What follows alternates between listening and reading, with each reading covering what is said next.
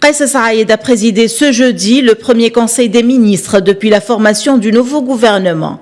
Saïed a profité de l'occasion pour dénoncer le comportement de certains politiciens ayant lancé des appels sollicitant des parties étrangères pour causer préjudice à la Tunisie et a décidé de retirer le passeport diplomatique de toute personnalité ayant sollicité une intervention étrangère dans les affaires internes du pays.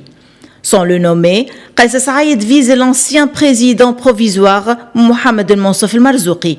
Le chef de l'État s'est aussi adressé à la ministre de la Justice pour lui intimer d'ouvrir une enquête judiciaire à propos de ses agissements, les qualifiant d'atteinte à la sûreté nationale.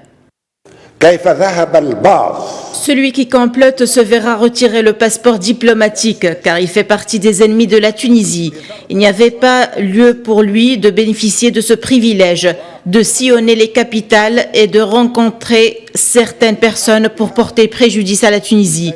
Madame la ministre de la Justice, je vous appelle à ouvrir une enquête dans cette affaire. Celui qui complote contre la Tunisie doit être accusé de complot contre sa sécurité intérieure et sa sécurité extérieure. L'intervention du président vient quelques heures après le report d'1 an du sommet de la francophonie en Tunisie, ainsi la suspension des sections de la Tunisie de l'Assemblée parlementaire de la francophonie.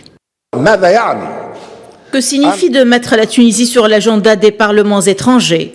Oui, nous appelons à une coopération continue avec de bonnes intentions. Même si nous sommes un petit pays, nous devons coopérer, mais avec le respect de notre souveraineté.